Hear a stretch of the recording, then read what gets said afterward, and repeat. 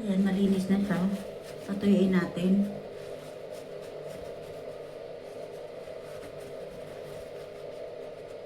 Huwag tayong gumamit ng towel na marumi kasi useless lang din yung paghilamos natin kung gagamitan siya ng ano.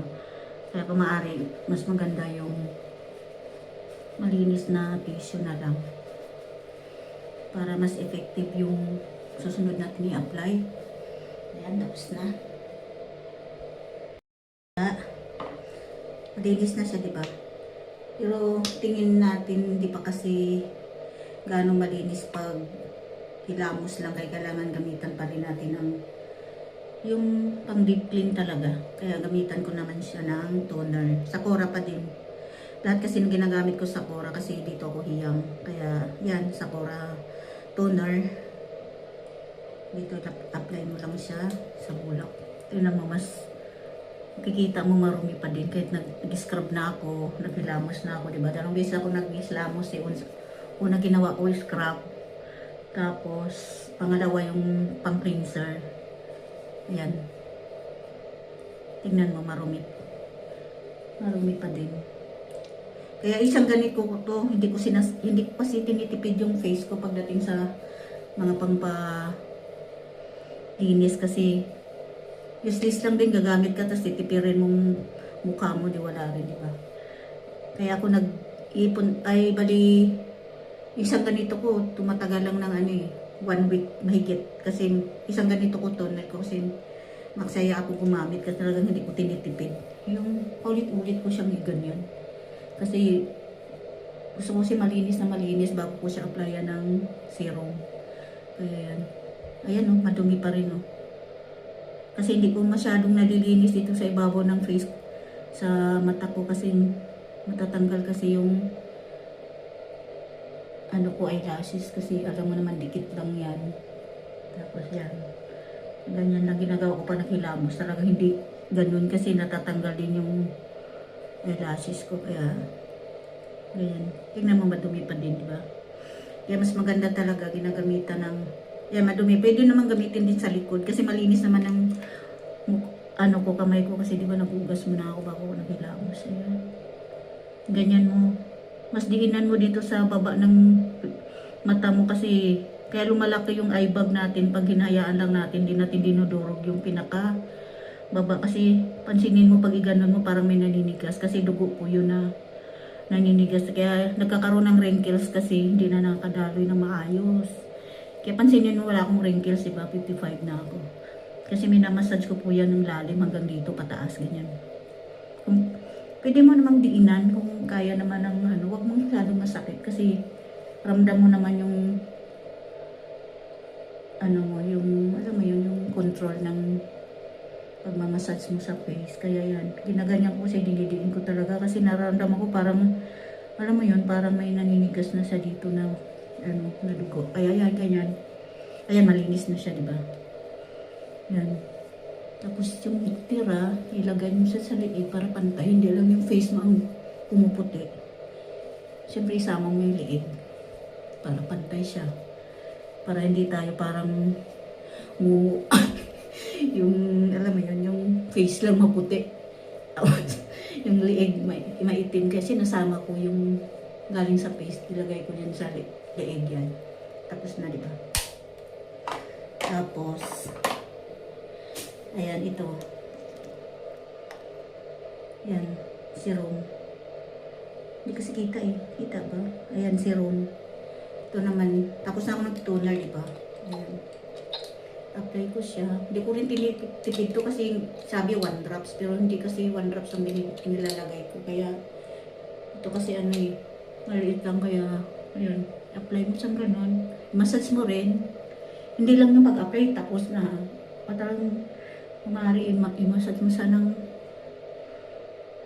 kahit ilang minutes lang basta maramdam mo naman tingnan mo na wala na dito yung ano, yung parang alam mo yung parang namumuo na dugo kasi maramdaman mo parang matigas eh kaya dinudurog po yun kaya para continuous yung circulation ng dugo para wala kang wrinkles. Kaya naman nagkaka-wrinkles, alam mo kung bakit?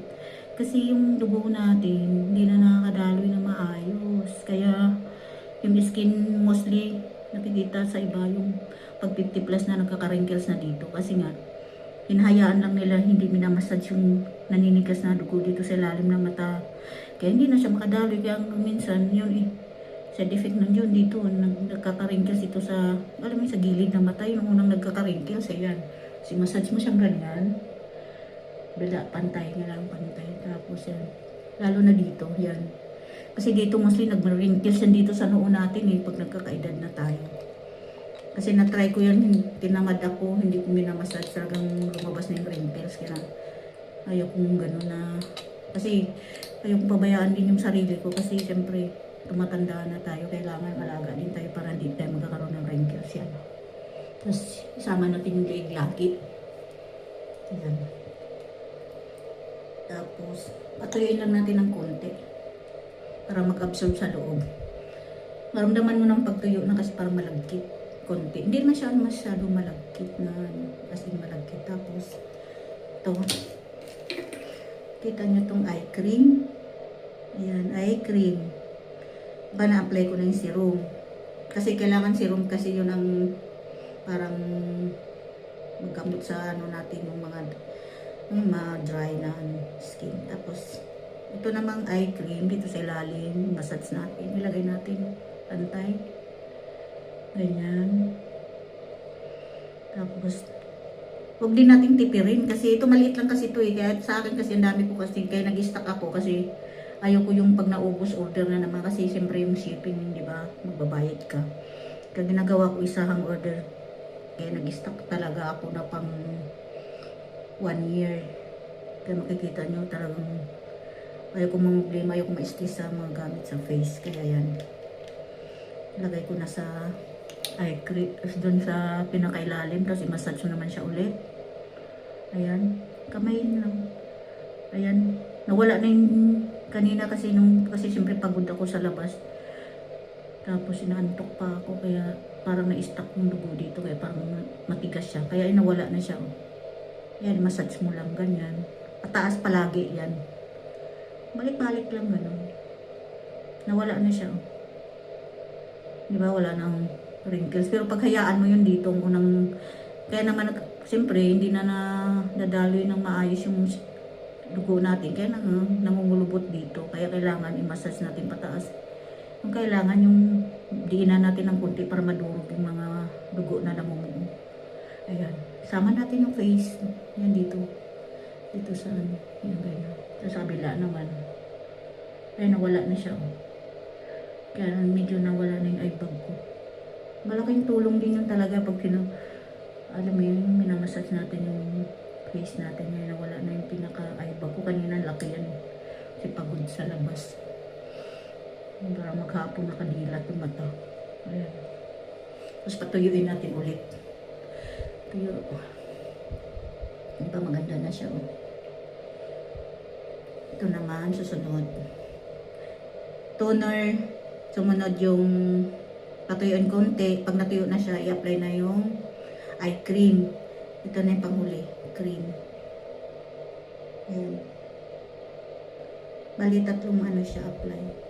Kasi sa iba kasi ginagawa, ano lang, serum tapos ay yung eye cream. Pero sa akin kasi, mas maganda talaga pag ano kasi, yung serum kasi parang, ano lang yun siya, pang primer lang siya eh. Kaya, iba talaga yung cream kasi, alam mo yun, yung cream kasi talagang, ano, ayan.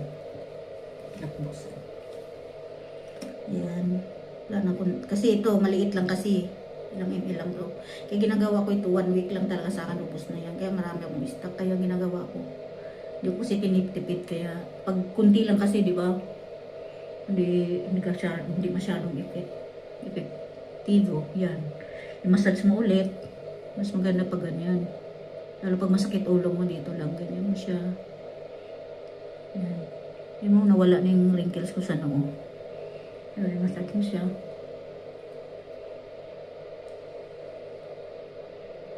Massage mo.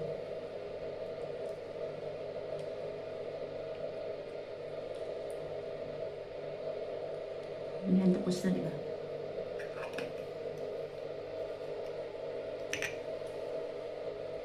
Tapos,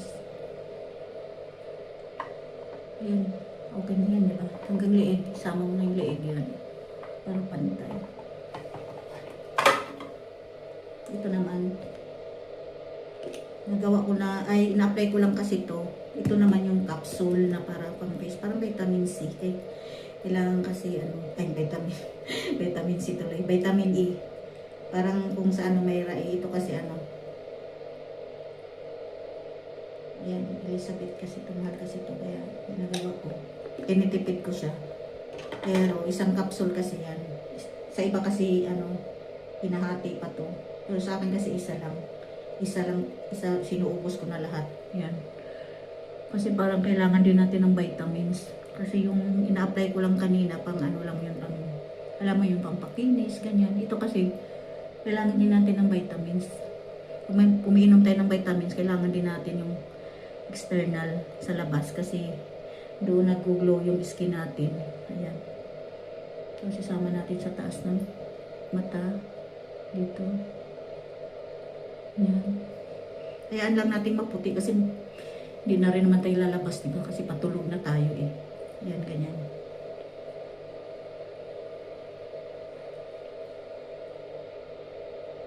Kasi talagang dati kasi alaga. Nung nasa Pinas kasi ako, yun ang trabaho ko, nag-facial ako. Kaya alam ko kung paano siya apply. Ayan. Sa Macau, galing din ako sa Macau. Ayan, nag-facial din kasi ako doon. Kaya alam ko kung paano gamitin siya. Ayan. Inubos ko na isang capsule ng vitamin E. Vitamin E kasi ito eh. Kung may rai, hindi may rai kasi tawag dito ko eh, capsule pang face talaga siya. Kasi ito yung na-apply ko pag after ko mag-facial dun sa, wala lang kasi akong facial machine dito kasi sa Pinas na pinadala ko. Kasi naggaling kasi akong Macau, hindi ko kasi pwedeng dalhin kasi mabigat yun. Yung aqua facial, yung 5-in-1. May na kompleto kasi yun. Kaya hindi ko na pero basta alaga ka lang sa gabi, malinis ka bago matulog. Kaya hindi ka tatanda syempre kasi yung skin mo laging Kaya nga, may isa kong kakilala na galing sa Pinas, nakita kami nung Friday, sabi niya, banat pa rin yung mukha mo, Tikora eh. Pero hindi niya alam na yung mga dami kong ina-apply, alam mo yun, kasi kung isa lang, hindi naman talaga kaya kasi alam mo, magkakaedad na rin tayo eh. Milamos lang gawin natin, wala. Ganun pa rin. Hindi magkakaroon ka ng wrinkles, kaya akala nila nagpabanat ako, pero hindi. Nagamitan ko lang ng siyang natural na linis, tapos na-apply ng mga vitamin E, tapos serum.